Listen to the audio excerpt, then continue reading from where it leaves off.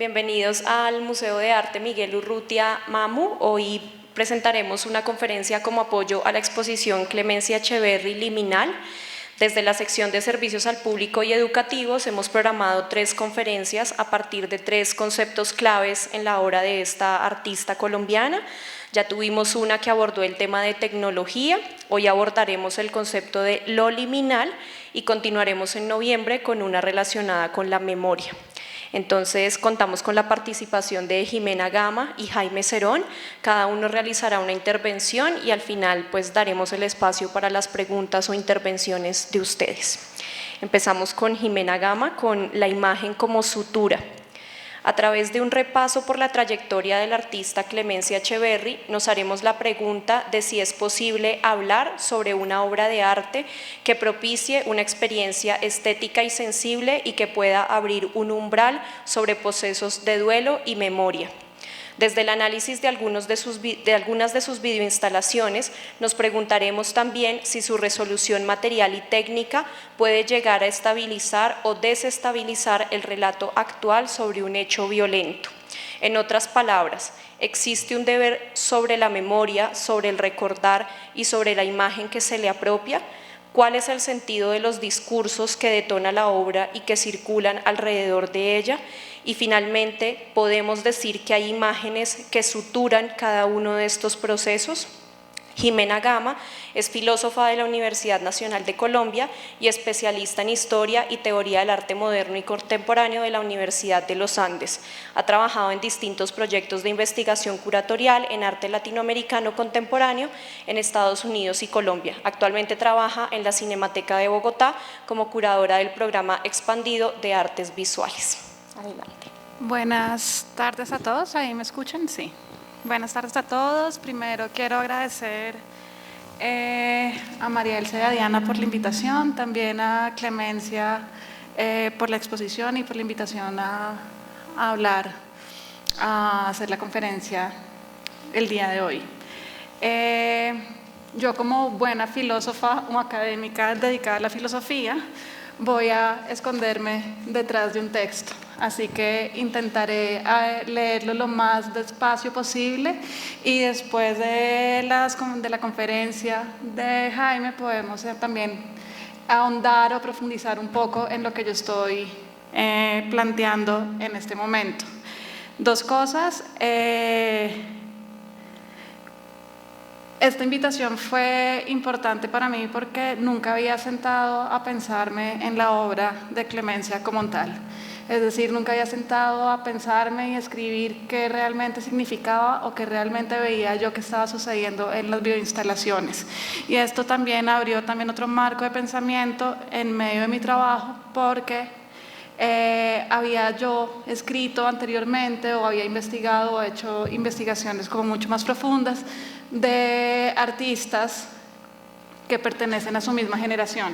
Doris Salcedo, Miguel Ángel Rojas, Oscar Muñoz, ya había escrito sobre ellos un poco, entonces sentarme a pensar la obra de Clemencia, también lo que estamos viendo acá que está pasando en el Banco de la República, me permite también mirarla a través de lo que yo ya había pensado y también a mirarla a través de esos otros artistas que mencioné anteriormente.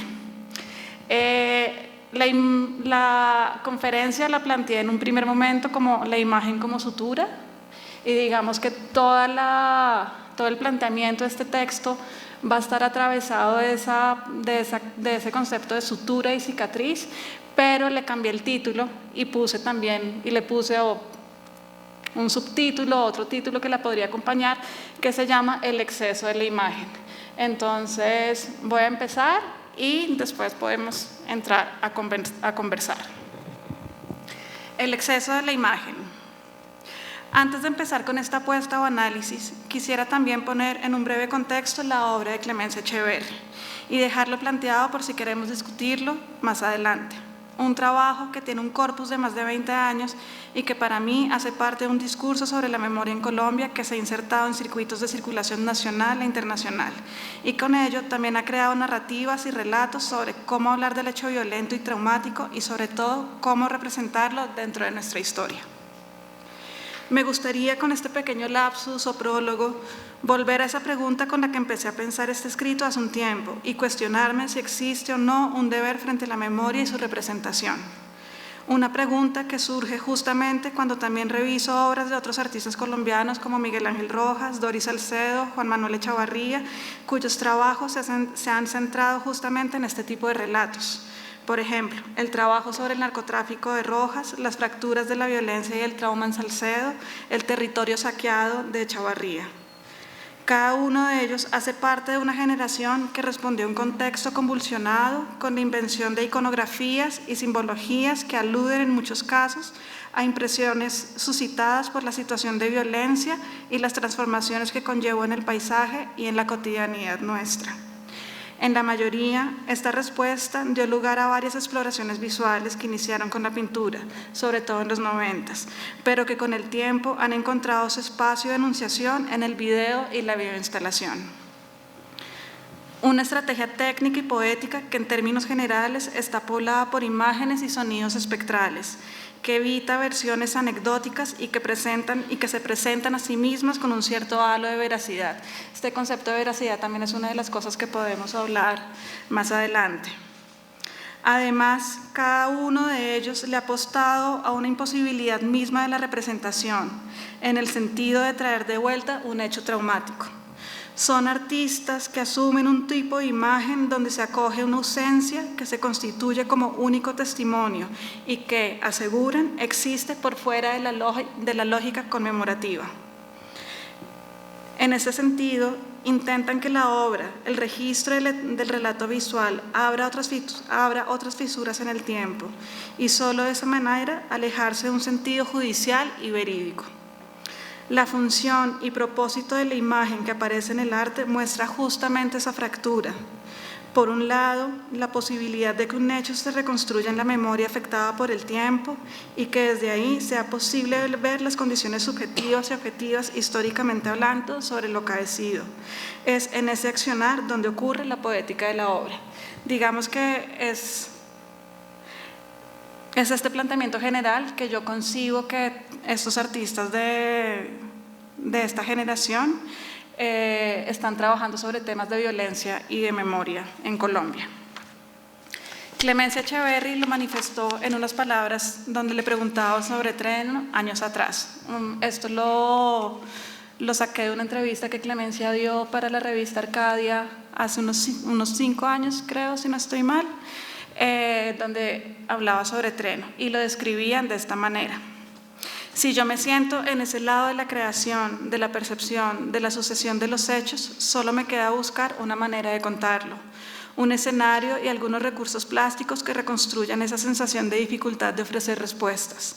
Es muy importante que la relación con el espectador se tenga en cuenta para que la obra sea un conjunto de situaciones y no un relato.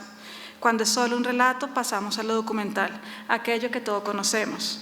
Y lo repitió, ahí cierro comillas, y dice después en una entrevista sobre el Duelos, la videoinstalación que está hoy en Fragmentos: al proponerme generar un momento de duelo público como eje central de la obra, produzco una polifonía de imagen y vibración acústica, entre espacio y tiempo lleno de historias mudas a puntas de hablar, de coros ausentes y huellas en la caída de lo individual. Sobre la muestra, sobre lo liminal. Este es un texto que más que todo es un riesgo para pensar y atravesar una serie de obras que han contribuido a consolidar un discurso acerca de la memoria en Colombia. Para pensar en ello, traeré una imagen que resulta también pertinente y que no creo que sea ajena a la obra de Clemencia Echeverry. Pensemos en un abismo, en ese abismo como el lugar que se encuentra en un límite y que implica alejarse o arrojarse a él. A través de esta metáfora también quisiera empezar a comprender lo que significa lo liminal, concepto central de toda la muestra que está en los pisos de arriba. Y para ello también me gustaría distanciarme de la definición de María Margarita Malagón, curadora de la exposición, y que lo enmarca casi exclusivamente a una experiencia de reconocimiento en el espectador. Abro comillas con palabras del catálogo de María Margarita Malagón, donde define el término liminal. El término liminal encuentra su origen en el latín limen, que se refiere a un límite o umbral. puede relacionarse con el umbral de una entrada, un lugar de transición de un estado al otro, un estado intermedio que lleva al cambio a algo nuevo. Los cambios pueden haberse escogido consciente o inconscientemente, pueden haber sido impuestos involuntariamente y a veces de manera un tanto atemorizante sobre individuos, comunidades o naciones. Un nuevo conjunto de circunstancias puede llevar a la disolución de una identidad previa y la creación de una nueva. El arte es, entre una variedad infinita de otras nociones, la expresión humana y el registro de la experiencia y el movimiento a través de lo liminal. El arte es un archivo neuronarrativo de experiencia que ofrece un espejo de las características tanto subjetivas como objetivas de la experiencia, permitiéndonos revisitarla, hablar y aprender de ella. Cierro comillas. Sobre todo, me gustaría apartarme de la noción del espejo y de renunciar a pensar la experiencia artística y más esta experiencia artística que ofrece la obra de Echeverry en esos términos. Es cierto que ofrece o posibilita un reconocimiento ¿con qué? Con esos otros cuerpos. Es posible que el reconocimiento suceda porque son imágenes que hacen parte de una memoria colectiva y solo con poner ello en escena puede ocurrir una transformación también en el cuerpo del espectador. Y si es así, si esa es la potencia de la obra de Clemencia Echeverry, tal y como está planteada desde esta muestra, ¿qué significaría en términos de esa imagen que propuse al principio, la imagen del abismo? ¿Qué significaría reconocernos en esa violencia? Reconocernos en ello entonces implica dejarnos caer en ese abismo. Aún así, no quisiera apartarme de esa palabra liminal, sino más bien pensarla de otra manera.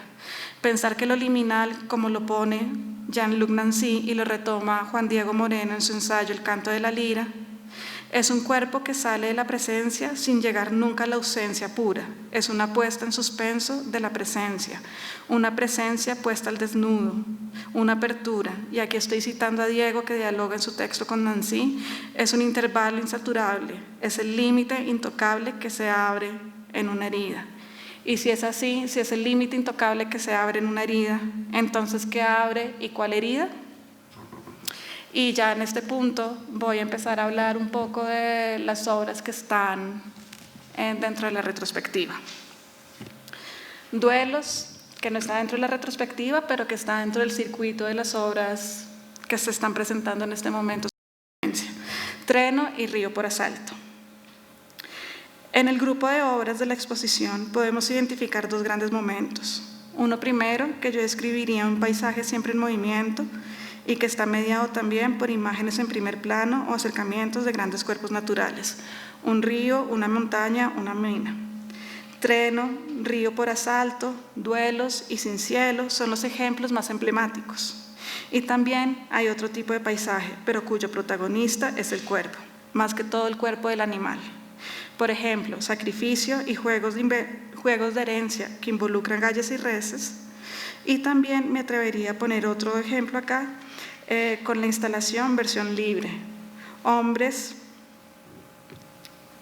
Cuerpos de hombres, cuerpos de animales, cuerpos de humanos, pero que también se ubican como los cuerpos del depredador.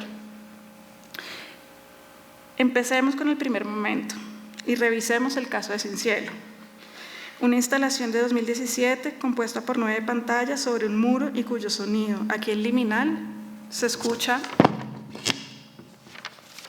en todo el corredor. En un espacio de tránsito que parece haber sido elegido para preparar al visitante sobre lo que va a ver, una especie de anticipación. Esta es una de las obras que yo como espectadora podría definir como una de las más sencillas técnicamente. Sin embargo, me interesa resaltarla porque en ella ocurre un movimiento que acontece y que se repite en las demás. La técnica de la obra, el montaje de las imágenes, el sonido, están hechas para que pueda presenciarse de manera realista. Son imágenes constantes de agua y de la montaña que de vez en cuando se ven interrumpidas por la mano y el trabajo minero, de una calidad técnica impecable.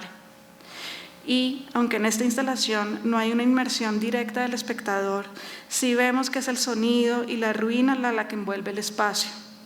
Los ciclos constantes y repetitivos, algunas veces fragmentados, tienen un objetivo: desafiar las lógicas de la historia y de la naturaleza. Induce también a una pérdida del sentido del tiempo, pero también a una del espacio. Es decir, que en esta fragmentación se erige una temporalidad propia y excede cualquier lugar. Y es este último punto una de las cosas que más me interesan. En los casi 11 minutos de duración son muy pocas las imágenes que se ubican geográficamente, que le dan un lugar a la obra.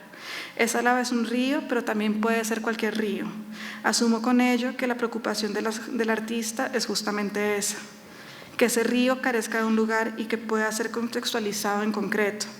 Si tomáramos las palabras iniciales del artista, las que leímos al principio de esta conferencia, quizás es el espectador quien en un momento de reconocimiento puede comprender por completo la instalación, darle o otorgarle ese contexto específico.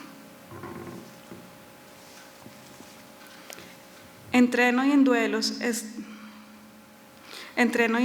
esta última, la bioinstalación sobre las excavaciones frustradas en la zona de la Escombrera de la Comuna 13, que no está acá precisamente, pero que se puede ver en fragmentos, ocurre algo parecido.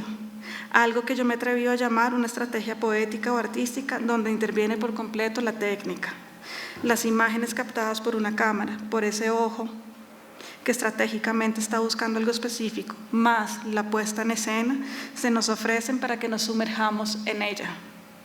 Una estrategia que busca que nos salgamos también de nuestros lugares y que la comprensión surja, y parece que únicamente desde nuestros cuerpos. Todo está dado para ello. El tamaño excesivo de la imagen, tamaño que también le da nombre a esta conferencia, más el sonido envolvente y abrumador, abre un portal para que entendamos que es una catástrofe que ni siquiera está por venir, sino que está sucediendo ahora. La obra de esa manera se convierte en experiencia sensible. Es en esta inmediatez que además aumenta con la disposición de las obras en el museo, es decir, que son espacios oscuros donde uno como espectador está ahí en medio de ellas, no hay espacio para la duda. La naturaleza aquí no está oculta, se presenta en su máximo poder, pero también en su máxima ruina. Detrás del cuerpo del agua solo hay más agua, más cuerpos que se envuelven unos a otros, una y otra vez más. Nada debe revelarse, nada puede revelarse, pues no hay nada que revelar. Me pregunto yo, en este caso, ¿dónde sucede lo liminal?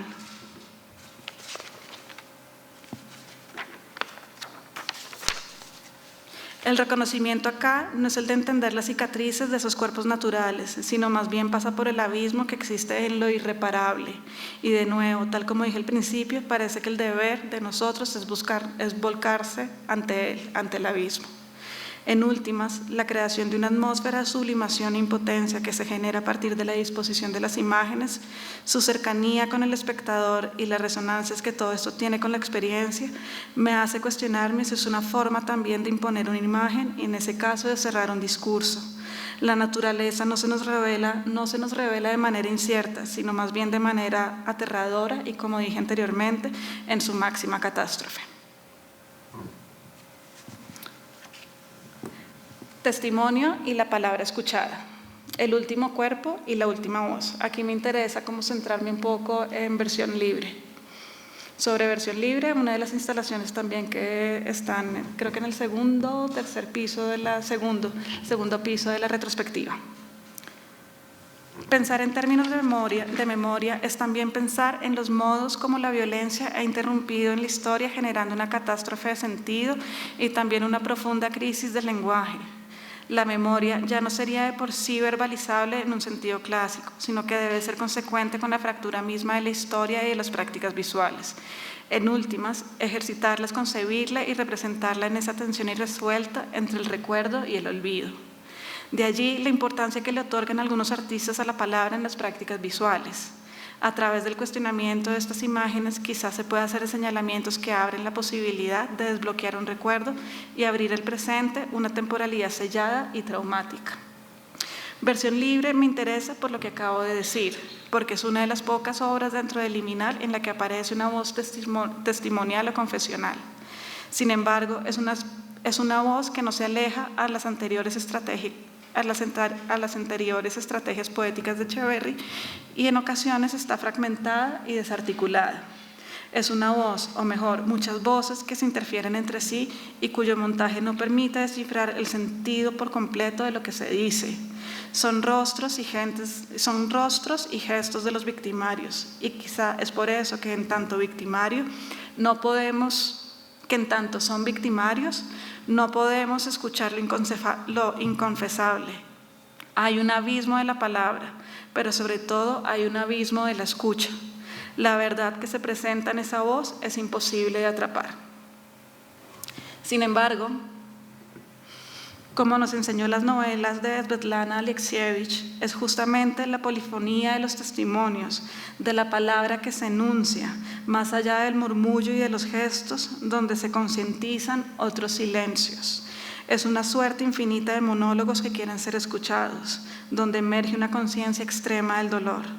Y, aunque no pareciera que estos testimonios exigieran un tipo de empatía, no hay nada más lejano para el que escucha que acercarse a esa otra experiencia, si se alzan como un tipo de barbarie que nos pone al frente de lo totalmente inhumano.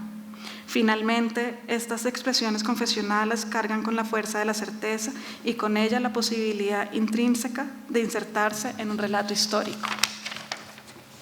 Para terminar, quisiera pensar que una de las potencias de la obra de Echeverry que se presenta hoy acá es que tengamos que volver a pensar el lugar político del arte como ese permitir, ver y escuchar de otros modos, de un modo más sensible. Lo que quiero decir es que había que tomar un camino donde lo afectivo se tornara en efectivo, y de esa manera que esa disputa y este conflicto formaran parte de la trama de la historia, de nuestra historia. Incluso clamar por una dialéctica o movimiento de las emociones que fuera capaz de configurar otro tipo de relación en el ámbito de la representación, una que también se alejara de los métodos de las ciencias sociales y de los ámbitos judiciales y pudiera robar e inventar palabras o imágenes para romper el silencio entre el trauma y la representación estética. Aún así, no estoy segura si está sucediendo acá, pero pienso que hay que detonar más artistas y espectadores que reclamen y exijan otras representaciones, unas donde puedan actuar múltiples memorias que reconozcan sin fijar a cada uno de los cuerpos en una suerte de pasividad, y que además, como dijimos anteriormente, haya un llamado a la empatía, de modo que se abra la posibilidad de despertar una comprensión crítica de cada una de las zonas grises del conflicto armado, de nuestra violencia y de la construcción de la memoria.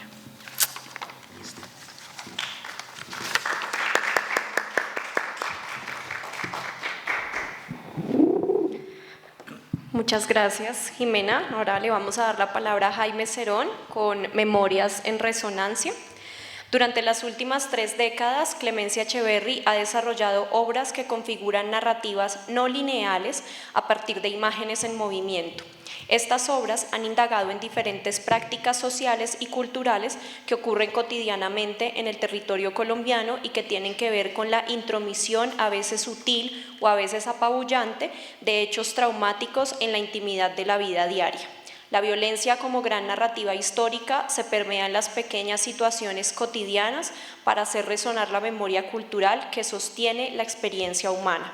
Desde esta reflexión, la charla propone un acercamiento a algunas de las imágenes visuales y sonoras que ha propuesto Clemencia Echeverry para generar vivencias en los espectadores que les permitan habitar otras realidades corporales y aproximarse a otras dimensiones territoriales. Jaime Cerón estudió artes plásticas en la Universidad Nacional de Colombia y allí mismo cursó la maestría en Historia y Teoría del Arte. Su trabajo se ha centrado en 5 frentes: la docencia, la crítica, la curaduría, la investigación teórica y la gestión cultural, que ha desarrollado desde 1994 hasta el presente. Desde diciembre de 2016 es el subdirector de las artes del Instituto Distrital de las Artes y de Artes. Adelante. Bueno, muchas gracias por la invitación, muchas gracias por la compañía de Jimena, gracias al banco y a Clemencia por la exposición. Pues me interesaría comenzar por el principio, es decir, yo conocí a Clemencia a comienzos de los años 90, cuando yo estaba como culminando mi formación académica, y digamos que también conocí su trabajo que precede este tipo de prácticas actuales, porque Clemencia durante casi 20 años tuvo una práctica muy intensa, sobre todo en la escultura, y por eso diríamos que ella tuvo un acceso a las artes a través del espacio. Ella se insertó en las artes del espacio para lentamente incorporarse a las dimensiones temporales de esas prácticas artísticas. Y lo que pasó en los años 90 fue ese giro del espacio al tiempo, y ese paso, digamos, escultura a la imagen en movimiento. Y creo que eso resume también la manera como se fue cerrando en cierta medida el modelo dominante del arte moderno en Colombia en el siglo XX, y se fue dando paso a una comprensión mucho más expandida y mucho más heterogénea de las prácticas artísticas en el siglo XXI. Y una noción que fue clave en ese ejercicio, que tiene que ver con todos esos, digamos, trastornos del lenguaje en el cambio de un siglo al otro, tuvo que ver con cómo se comenzó a dar preeminencia a unas concepciones teóricas frente a otras. Por ejemplo, en el siglo XX parecería muy favorable pensar que el arte era una actividad orgánica. En el siglo XXI parece completamente anacrónica esa idea, y el arte parece mucho más una actividad sistémica, por ejemplo. O cómo se podría pensar en que un artista debería centrarse. Esa sería la lógica de las vanguardias históricas y de gran parte del arte del siglo XX, mientras que en el siglo XXI parecería fundamental que un artista se descentre. Y una idea central que creo yo que es clave, tanto en los dos anteriores ejemplos está la obra de Clemencia, como en el siguiente, que sería cómo pensar si el arte se manifiesta públicamente, si su rol es expresar o guardar silencio. En ese sentido, se discutió mucho en esa década cuál era el rol que tenían los artistas en el campo social y político.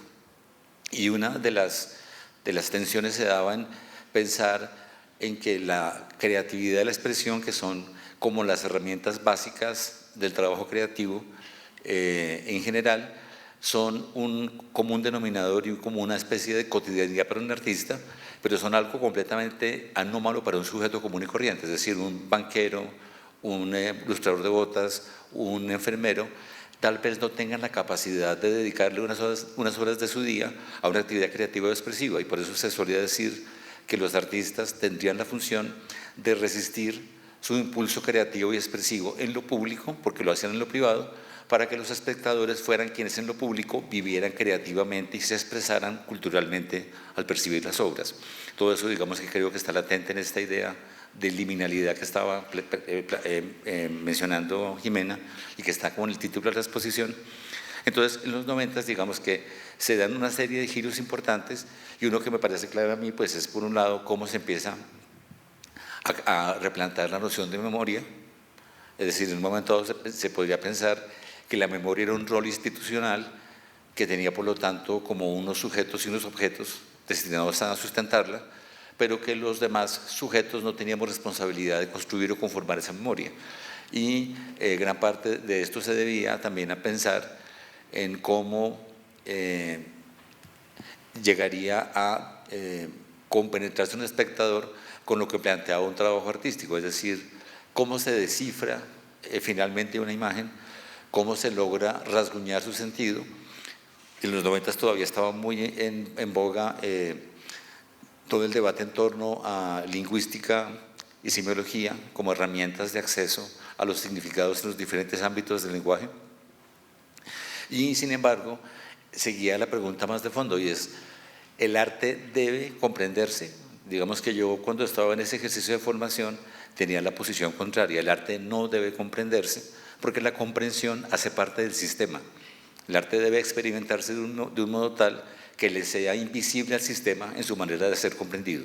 Y en ese sentido fue, por tanto, muy valorada la experiencia por encima de la comprensión racional, que en muchos casos venía de pensar en que las historias son narrativas lineales. Y creo yo que una de las condiciones o características centrales de la obra de Clemencia Echeverry es esa renuncia a usar una narración lineal y a usar una aproximación comprensible de acontecimientos traumáticos, porque lo que parecería ser que motiva su trabajo es aislar imágenes y sonidos que tienen la capacidad de generar respuestas que no son necesariamente consecuentes con el hecho que ocurrió, sino que complementan lo que se puede llegar a pensar de él en lo que se percibe en la obra por experiencias de los mismos particulares espectadores. Yo seleccioné esta imagen como un punto de partida porque fue, creo yo, la primera instalación específica de sitio que realizó Clemencia. Ella ya venía, como les digo, girando del espacio al tiempo en los años 90 y en el año 99 ella aplica el premio Luis Caballero y desarrolla, a partir de la beca que le entrega el distrito, esta obra Exhausto, que se llamó inicialmente Exhausto, aún puede pelear, y que comenzó a hacer este ejercicio de conectar la materialidad o la espacialidad y sus narrativas que tiene la arquitectura, que es algo muy importante en sus obras, con unas imágenes que provenían de otros contextos espaciales, geográficos, territoriales, culturales, sociales, y que hacía como una especie de articulación contextual. Y, por ejemplo, era muy interesante que esta muestra se pensó para la antigua Galería Santa Fe, que es la que quedaba en el segundo piso del Planetario de Bogotá, que era un sitio semicircular, tenía 50 metros de largo por más o menos 8 metros de ancho y circundaba pues el domo del planetario.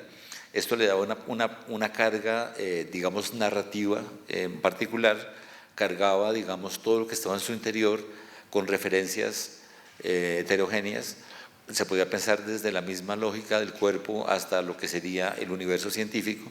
Entonces, por ejemplo, ella al hacer esas 4 proyecciones que daban forma a la instalación, estaba incorporando algo que ya pasaba en el edificio, en la cúpula del planetario desde hacía pues, por lo menos 30 años, y que aquí se percibía como un camino para ver en otra dirección. Por eso me gustaba mucho que en una de las imágenes, digamos, a lo largo de la sala, en los 2 extremos había pantallas del tamaño de la pared y estaban en el interior de la sala otras semicircunferencias translúcidas donde se proyectaban imágenes adicionales como en secuencia.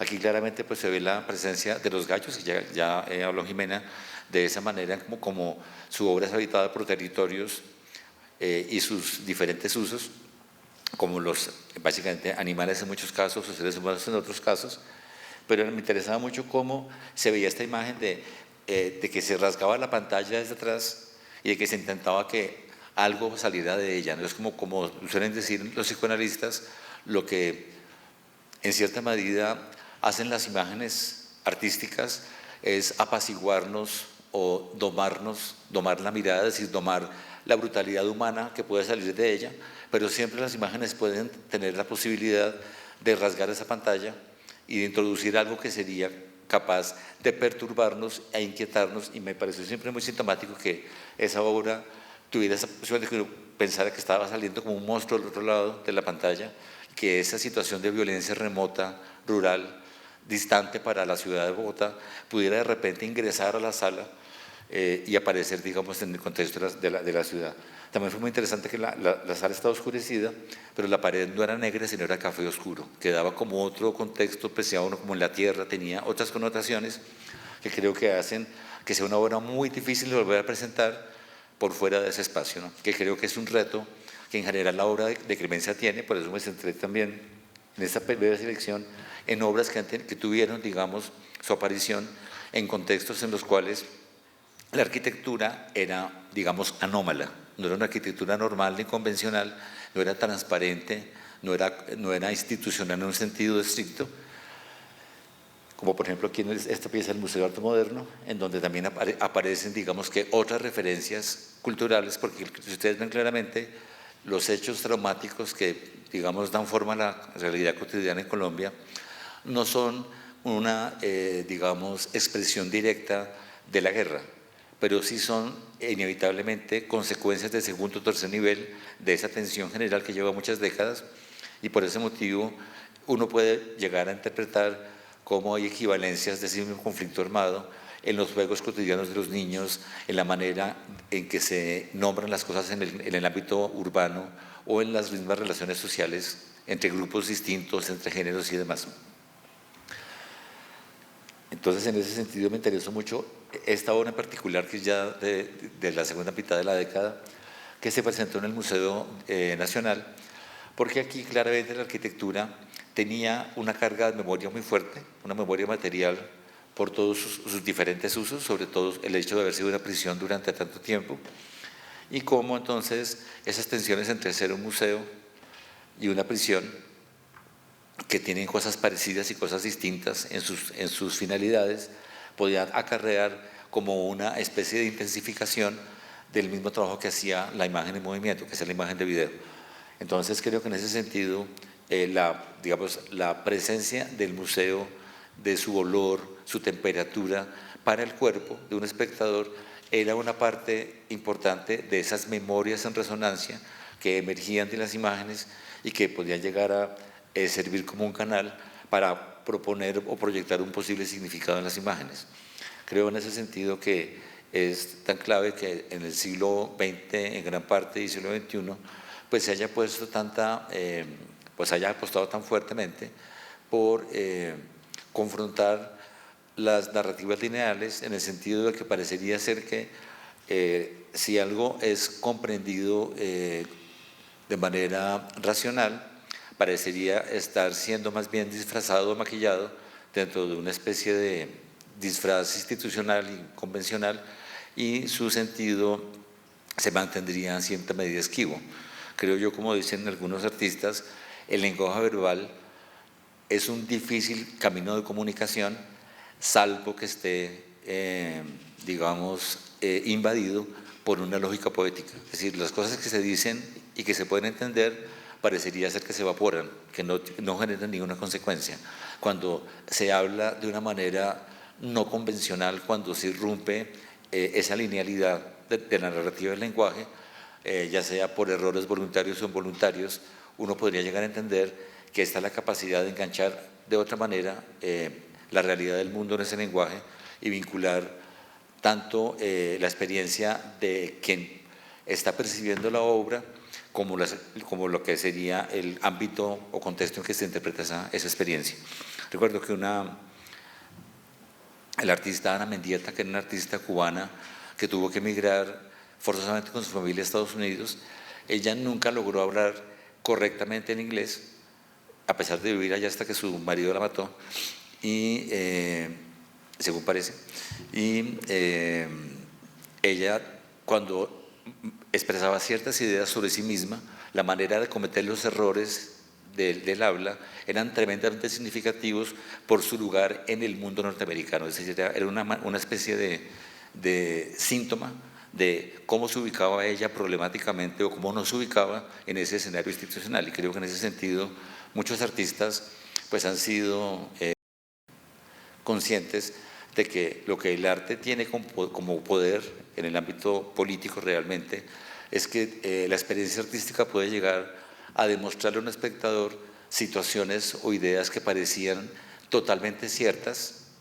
perdón, lo dije mal, puede llegar a confrontar ideas que parecían totalmente ciertas desde otros ángulos, porque el arte le hace vivir a uno cosas que parecen completamente, digámoslo, irracionales. En ese sentido, me interesó mucho, y por eso no traje la foto hoy, la obra de Clemencia en fragmentos. Yo tuve la fortuna de verla sin un solo espectador en la sala, y el acceso, digamos, que impide inicialmente tener como un dominio visual del espacio. Uno está totalmente,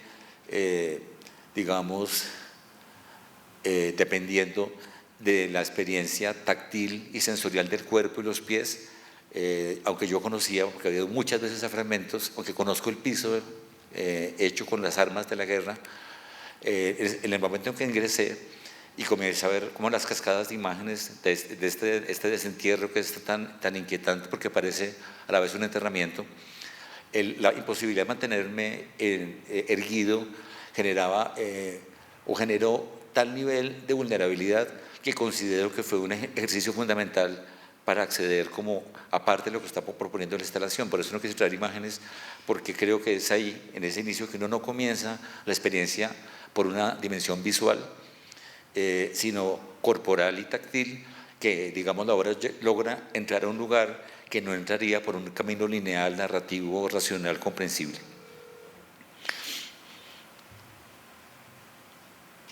es muy interesante en esta pieza, los juegos con la arquitectura proyectada y el edificio mismo. Es otra obra tremendamente difícil de presentar por fuera del Museo Nacional, porque el museo en cierta medida, como pasó con la Galería de Santa Fe en la obra de Exhausto, son un complemento material y espacial de esa misma narrativa no lineal. Obviamente Entreno, la obra pues tiene, digamos, una apuesta muy fuerte por esa especie de dislocación entre imagen y sonido, que es una parte fundamental y sustancial. Aquí igualmente en la exposición es interesante como la vulnerabilidad del cuerpo en esa oscuridad intermedia. Uno pues imaginarse de noche junto a un río es aterrador en Colombia. Sin embargo, pues en la Universidad Nacional esto era algo apabullante, es decir, la arquitectura de este edificio le incorporaba, por ser una universidad o un museo público, como otras escalas de resonancia a lo que proponía la pieza con toda su poética y con toda su política.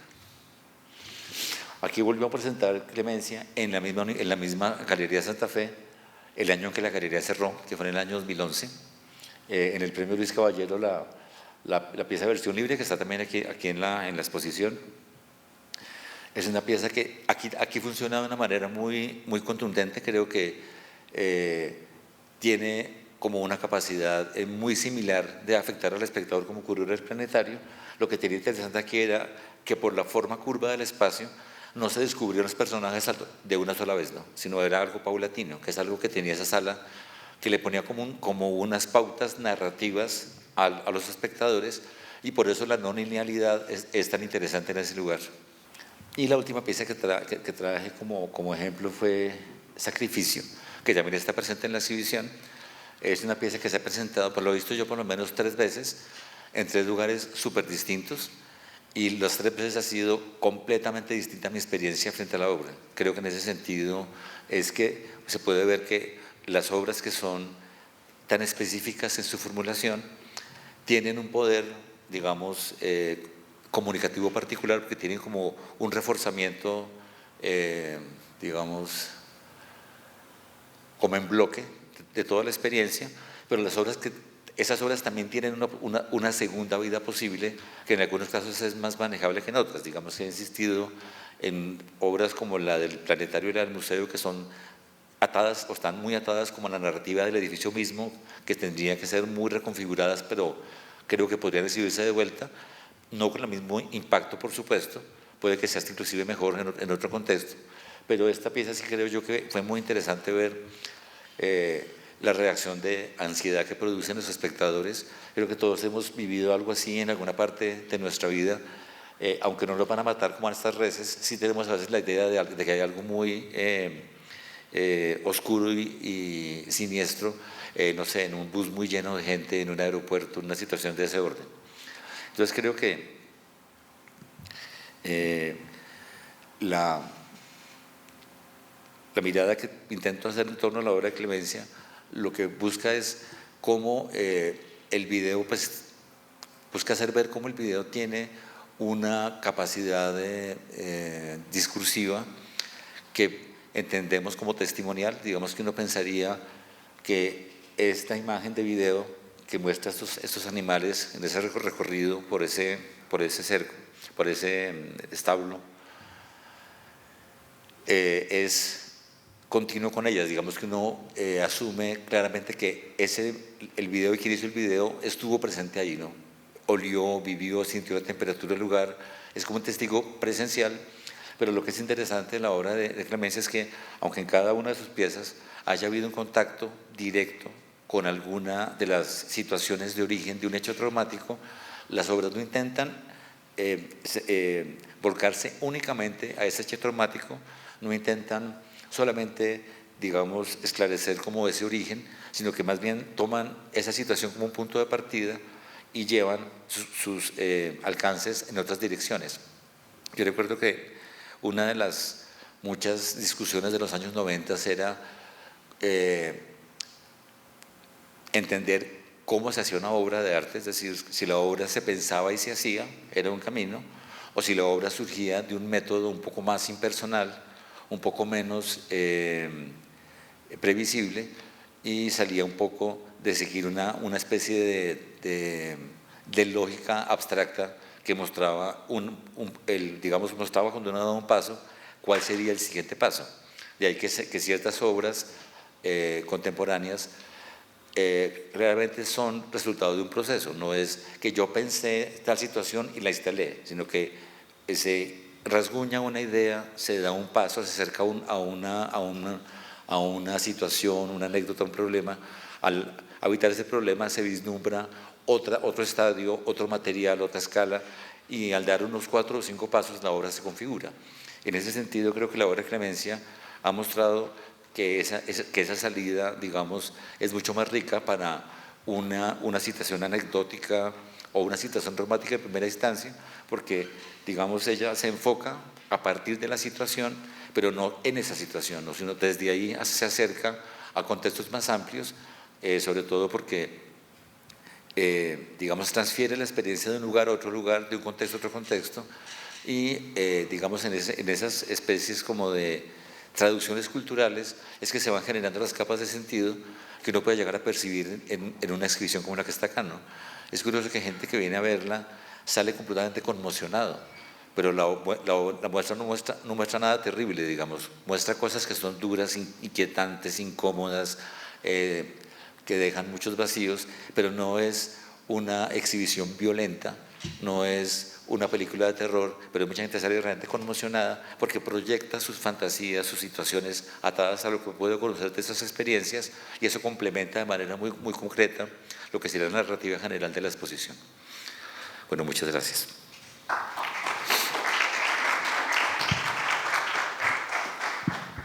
Bueno, muchas gracias a Jimena y a Jaime. La idea pues es empezar como con una conversación, si tienen ustedes preguntas o comentarios. Yo quisiera empezar con uno en relación a esta falta de lugar que menciona Jimena cuando dice, por ejemplo, que un río es cualquier río, pero también en oposición a esta intervención de Jaime, que tiene básicamente que ver con la importancia del lugar en el que se exhibe la obra, ¿no? Entonces, si podemos como ahondar un poco en esa idea de los lugares en la obra de Clemencio. Bueno, yo podría empezar diciendo que pues una de las más grandes transformaciones en el arte contemporáneo a nuestra época es que dejó de pensarse el espacio como una noción abstracta, desligada de cualquier ámbito cultural o interpretativo, y empezó a hablarse de sitios o lugares. Y en la medida en que se empezó a percibir como la particularidad del espacio convertido en sitio, también emergió la experiencia de que hay lugares que son no lugares, en donde uno nunca está. Como, no sé, una autopista, ¿no? Uno en un carro en una autopista jamás está en la autopista, siempre se está yendo. Los aeropuertos, hay un montón de situaciones. No sé si tú quisieras decir algo sobre esos no lugares. Sí, en cuanto al sitio y al lugar, yo pienso que hay dos cosas importantes que mencionar. Por un lado, que son instalaciones de video; por otro lado, que están pensando siempre en el espectador, en una experiencia que se genera en el cuerpo del espectador, y por lo tanto la obra tiene que estar emplazada en un sitio específico para generar eso. Lo otro que yo estaba pensando era cuando yo digo que este paisaje, lo dije de manera muy general, que ese paisaje o ese territorio puede ser cualquier territorio, es porque siento que hay una pretensión dentro de la obra para construir imágenes universales de ese trauma o de esa violencia que aparecen en esos cuerpos, ya sean los cuerpos naturales como el del río o el cuerpo de la montaña, pero también en esos otros cuerpos que, como los animales, que son como los gallos y las reses, pero también el cuerpo humano que me generó a mí muchas preguntas cuando aparece acá. Esto lo digo porque que el río es cualquier río, el territorio puede ser cualquier territorio, también lo estoy pensando porque la percepción de la obra es una percepción inmediata, es como si nosotros no tuviéramos que conocer el contexto específico de donde se produce para tener una reacción ante lo que pasa con ella. No tenemos que saber, como ahorita decía Jaime, no tenemos que saber que en Duelo se están hablando sobre las excavaciones de los cuerpos de los desaparecidos de la Comuna 13 para tener una experiencia de dolor o de duelo. No sé si es una experiencia de dolor o de duelo, no sé cuánta gente la ha tenido, pero sí una experiencia emocional y afectiva cuando uno entra, y es, así como lo dijo Jaime ahorita, sí es muy impresionante entrar a una bioinstalación y sentir el piso de las armas con el que está construido el espacio. Creo que yo también he ido varias veces a fragmentos y creo que fue la primera vez que yo realmente sentí el piso, porque lo sentí como territorio y lo sentí como paisaje, y un paisaje catastrófico y doloroso. Ahí era cuando me refería que el territorio podía ser cualquier territorio, porque el primer acercamiento es como un acercamiento universal o emocional. A veces, también pensando mucho más sobre las obras de Clemencia y mucho sobre esta muestra, pienso que me hubiera gustado tener otro tipo de acercamiento inicial dentro de la obra, porque yo sí salí un poco traumatizada. Como para mí sí eran obras muy dicientes y eran obras muy literales, que yo decía, ¿qué pasaría si puedo encontrar otro tipo de distanciamiento en ellas? Y también la pregunta es, también yo como espectadora, ¿qué tipo de distanciamiento estoy pensando y por qué lo estoy pidiendo en este momento? Es apenas cosas que estoy pensando después de ver la obra, pero la respuesta iba más o menos por ahí. ¿Tienes alguna pregunta? Sí, porque la idea era también conversar con los dos. ¿Tienes una pregunta? Si quieres, yo te pregunté.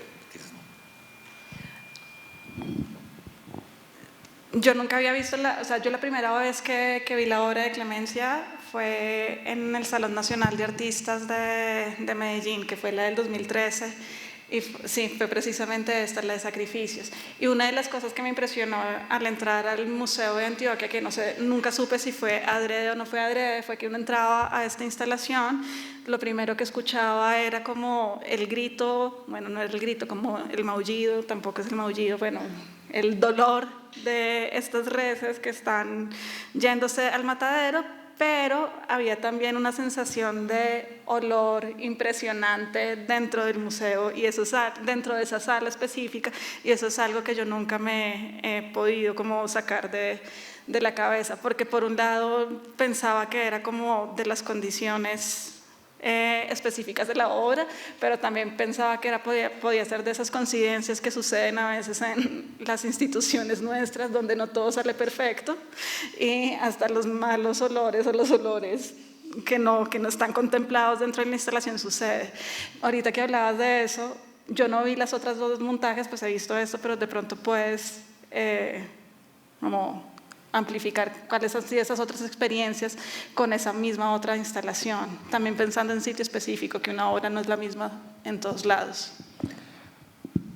Digamos que en el Museo de Antioquia, pues coincidió en el tema del olor, si realmente había un olor raro que era muy impactante y que tenía como una capacidad de afectación, como de empatía de los espectadores con las reses que iban a morir. Sí, duré como un mes sin comer carne, lamentablemente volví a comer, pero y en el museo el techo no era tan alto, era como tal vez un techo, el espacio tenía una configuración continua, muy como en la misma lógica del video, parecía un espacio equitativo al espacio del video, y luego la volvió a ver en la Bienal de Cartagena, que era en un sitio completamente distinto, mucho más reducido, y era, digamos, era otra dimensión del mismo problema. Ya no me sentía en la misma ansiedad, era una ansiedad distinta. Claro, era otra exposición, tenía otras obras, otros lineamientos, otro clima.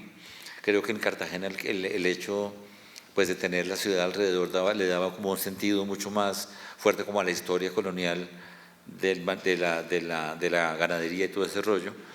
Y la tercera vez que la vi fue acá, que donde realmente la percibí menos inquietante, a pesar de que el conjunto de las demás obras le dan matices que no se veían ni en Medellín ni en Cartagena, por la presencia del río, o sea, como que si uno hace como con la conexión, se vuelve como una sola narrativa no lineal entre muchos contextos que son parte de la misma historia.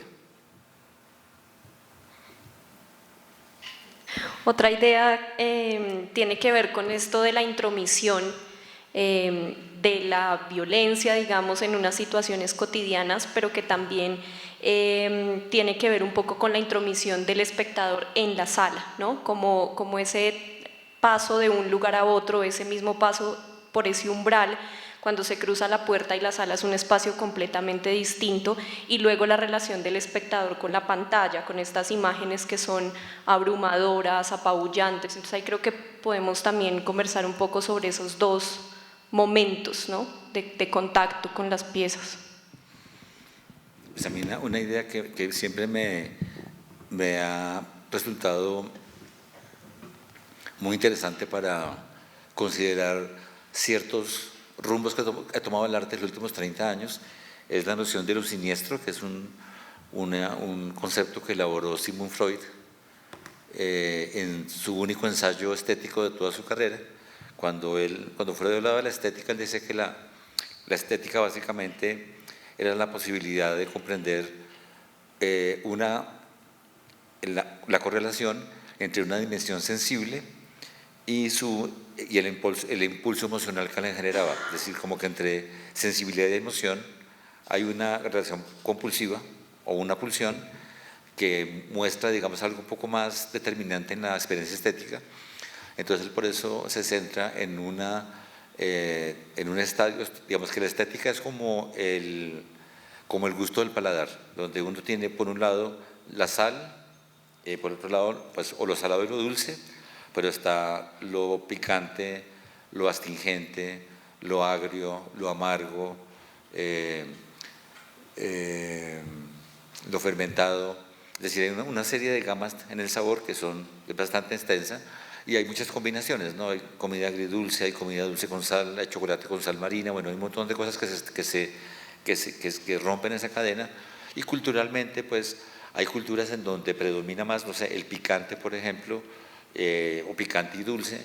Hay culturas donde el picante es más fuerte, en donde la sal es más dominante, donde es más fuerte el dulce, donde es más fuerte el amargo, el agrio, el ácido, etc. Y hay culturas que experimentan más los cruces, otras no. Y en la experiencia estética es igual, ¿no? Va de lo bello a lo feo, pasando por lo sublime, lo dramático, lo patético, lo siniestro, etcétera, etcétera. Y dependiendo de las culturas también ha habido afiliaciones por unas cosas o por otras. Digamos que uno diría que si la cultura occidental en la gastronomía es salada, en la estética es dulce. Es decir, se ha ido predominantemente hacia la esfera de la belleza. Lo que es interesante es que uno no le pregunta a nadie si algo es salado o si es dulce, no tiene certeza absoluta de que esto es sal, esto es dulce, pero uno sí pregunta si esto es bello o es feo, porque es una construcción cultural que depende de muchas condiciones de época y de ubicación. Entonces, en ese sentido, lo siniestro tiene como esa virtud de mostrar un camino un poco oscuro. Lo siniestro sería un poco la dimensión estética asociada al terror o al horror, porque tiene que ver sobre todo con la instauración de una incertidumbre intelectual. Cuando uno no tiene certeza intelectual, empieza a dudar de su capacidad de ser sujeto, y las obras de Clemencia, en esas situaciones que producen los espectadores, pues tienen una vocación siniestra. También se define lo siniestro como lo reprimido que retorna, y si uno tiene una situación traumática asociada con la oscuridad, venga a ver la exposición de Clemencia Echeverri a ver qué le pasa, porque claramente van a emerger muchas de esas otras fantasías al margen de la misma narrativa de la pieza y van a complementar lo que ella plantea. Entonces, en ese sentido, sí creo que la obra de Clemencia es, a pesar de que es videoinstalación, también está muy asociada como a la oscuridad, a cierta invisibilidad y a cierta dimensión de silencio, porque también se ha dicho que el siglo XX, aunque fue el siglo del expresionismo, lo que hereda el siglo XX, el siglo XXI, es esa estética del silencio, como la llamaba Susan Sontag, y es como la literatura, como la música, como la pintura, la escultura, en los años 50, 60, parece desaparecer, ¿no? Parece tratar de no decir nada para que el espectador diga algo. Y en ese sentido creo que esa dimensión siniestra sería una forma de entender pues esta perspectiva. Yo he intentado como pensar y atrapar lo que está sucediendo en los pisos de arriba de muchas maneras, como ponerme en otras situaciones para entenderlo. Y también pienso que la obra de Clemencia también toma prestadas o toma estratégicamente muchos lenguajes del cine. Y de lo cinematográfico también pensado de poner a un espectador en una situación específica y obligarlo, entre comillas, a ver un relato con algún sentido histórico, poético, no importa. Y siento que muchas de las cosas que pasan, no en una instalación, sino en el cuerpo completo de la obra de Clemencia, puede compararse o puede pensarse también desde lo que pasa con el cine. Cuando empecé también a escribir esto y elegí como una de las obras principales del escrito o para pensar el escrito, fue Sin Cielo, que en medio de, no sé si ya todos vieron la exposición que está arriba, pero es la primera obra que son 9 pantallas que les da la bienvenida a ustedes como espectadores de toda la exposición. Y son 9 pantallas fragmentadas también, porque notamos que son pantallas fragmentadas, que dan las imágenes de un paisaje o un territorio, y cuyo sonido también está alrededor de la obra y que retumba por todo ese espacio de tránsito. Yo pensaba esta obra y la puse aquí como una de las obras principales porque siento que es una obra que da como una especie de, voy a decirle en estas palabras, como de preview, como que nos dice qué es lo que nos vamos a encontrar más adelante, como que nos prepara emocionalmente sobre lo que vamos a ver más allá. Estoy de acuerdo con lo siniestro que hablaba ahorita Jaime muchísimo, porque sí siento que hay un concepto sobre lo oculto dentro de la muestra, sobre lo siniestro, pero también siento que es una muestra absolutamente catastrófica. Es decir, que la imagen de los paisajes, de los cuerpos, de los territorios y de las palabras que se nos presentan ahí tienen un sentido único, un sentido de presentar, y hasta cierto punto es hasta en el sentido más romántico de la expresión. Es romántico en el sentido de lo sublime y este idealismo alemán donde uno está volcado a la naturaleza que se destruye a sí misma. Siento que la exposición como tal o la obra como tal no deja abierta otro sentido de territorio, porque está sumido también en este punto de catástrofe y en este punto de destrucción y este punto de sentidos donde ni siquiera la palabra que se está enunciando en versión libre se entiende por completo. Es algo que yo he estado pensando también muchísimo porque siento que ha sido también como una especie de corriente dentro del arte en los últimos años. Mencioné al principio de mi texto a Doris Salcedo, mencioné a Juan Manuel Echavarría, mencioné unas obras de Miguel Ángel Rojas, a Óscar Muñoz sí lo saqué, pero ahorita se me vino como lapsus mental completamente y tendría que mirar siniestramente por qué me pasó eso, porque lo había sacado de taquito. Pero siento que en este momento, después del proceso de paz, después de que si estamos en un contexto político donde estamos aprendiendo a escuchar las voces del otro y las voces que aparecen en un marco legal como en la JEP, donde estamos escuchando las confesiones del otro, hasta qué punto estos momentos de esa representación silenciosa de la que hablaba Jaime antes o esa representación irrepresentable siguen siendo, no sé qué palabra utilizar, como coherentes o pertinentes en nuestra memoria histórica de hoy como 2019, octubre 24 de 2019, con todo lo que está pasando.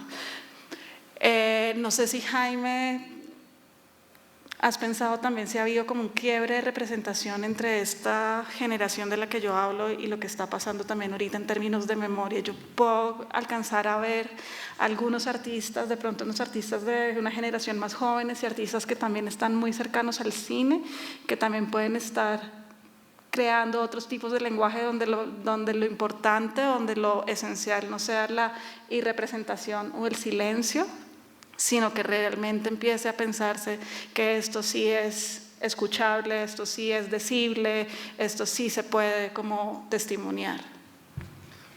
Pues es que en los años 90, cuando comienza a permearse el conflicto y sus diferentes facetas en las prácticas artísticas, el camino inicial fue tratar de hacerlo legible, comprensible, y se banalizó.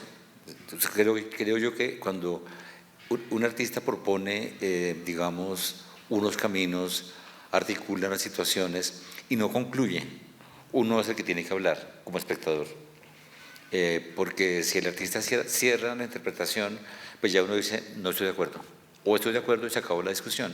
Cuando el espectador construye con cierta dificultad, porque creo yo que pues yo comparto la idea de que el arte es un camino un poco arduo, es decir, no es la publicidad, no es un lenguaje que pueda ser irreversible, es decir, como la hipotética comunicación unívoca de la publicidad.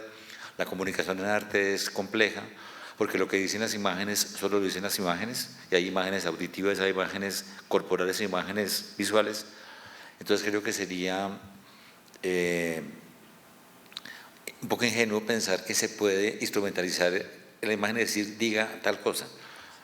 Lo puede decir, entre otras cosas más. Lo que yo sí vi es que mucho del arte de este siglo sí respondió como esa gratuidad y ese camino fácil de argumentar a veces de manera no tan sofisticada el resultado de ese análisis o la destinación de la mirada, porque muy claramente faltaban muchos elementos de juicio. De hecho, creo yo que todavía hoy tenemos una ausencia de elementos de juicio que nos deje comprender qué es lo que realmente puede haber estado pasando. Es decir, hay actores que no van a hablar todavía, y tal vez pasarán 50 años para que uno entienda esa otra perspectiva.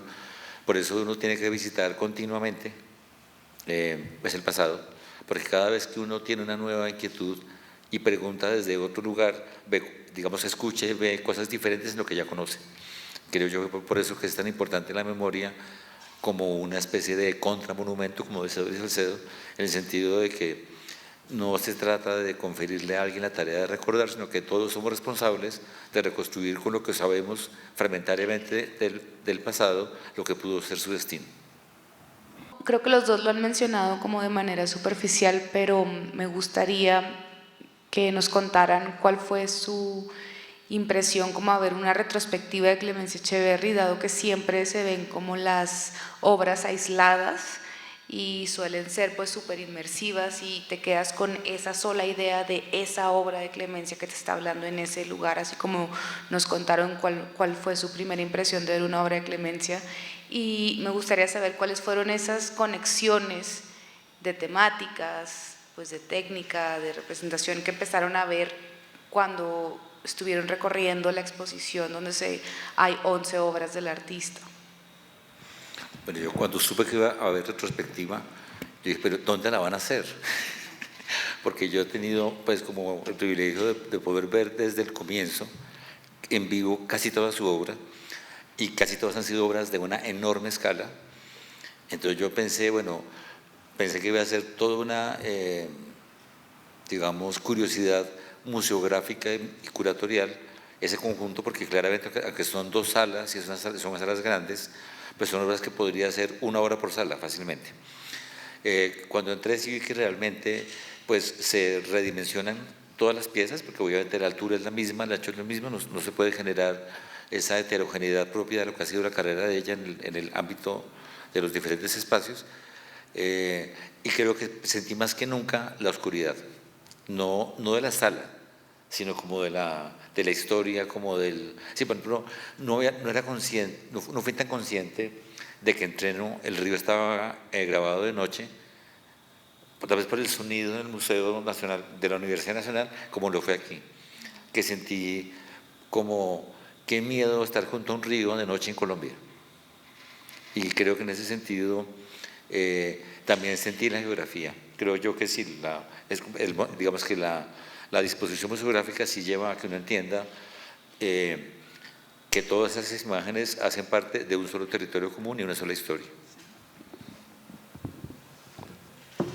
No, yo quedé impresionada también con la disposición museográfica de toda la exposición. Es dificilísimo hacer una colectiva de videoinstalaciones y que se entienda que cada videoinstalación es una obra por separado y que uno pueda tener una experiencia individual sobre cada obra. Y creo que eso también se debe, bueno, uno por el cuidado también que Clemencia ha tenido sobre el trabajo técnico de su propia obra, que creo que es un trabajo, como cada obra o cada apuesta poética merece su espacio y merece como el mejor sonido para que se resuelva y también la mejor imagen para que esté ahí. Pero digamos que como curadora o persona que se dedica a hacer colectivas de videoinstalaciones o intenta, creo que la apuesta museográfica en este caso fue enorme. También siento que es una exposición agotadora, pero no agotadora porque haya mucha cosa.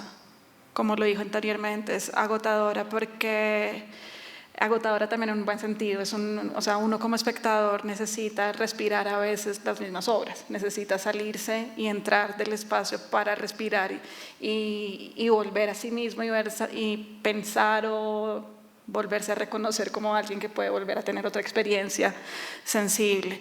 Pero resulta agotadora también porque son imágenes, que también lo dije en algún momento del texto, que se repiten mucho a sí mismas, como el río, la montaña, la excavadora, las reses, el gallo, y hay momentos de interrupción muy puntuales. Entonces siento que la exposición como un todo también se pensó, aquí ya estoy como divagando, tratando de entender también cómo pudo haberse pensado, se pensó también para que tuviera una narrativa como un todo, una narrativa que uno pudiera entrar y salir, pero que una narrativa que uno también pudiera como asimilar. Para mí el punto de quiebre de toda la exposición y el punto como de interrupción de todas las imágenes de lo que estaba pasando arriba y lo que estaba pasando abajo fue la instalación esta de, se me acaba de olvidar el nombre, de versión libre, que es el momento en que interrumpen las palabras y el momento que interrumpen palabras, pero que además son palabras que no son comprendidas por completo. Y ahí es la pregunta, es que también lo puse en todo el texto, es entonces como a qué estamos jugando, como qué estamos comprendiendo y qué no. Pero sí, la sensación completa fue como esto fue pensada realmente como un todo a nivel técnico y también como a nivel de relato histórico, como decía Jaime. Pues muchas gracias a Jimena y a Jaime, a ustedes por su asistencia. Los invitamos a estar atentos a las demás actividades que se programarán como apoyo a la exposición y esta conferencia luego la pueden consultar en nuestro canal de YouTube Banrep Cultural. Muchas gracias.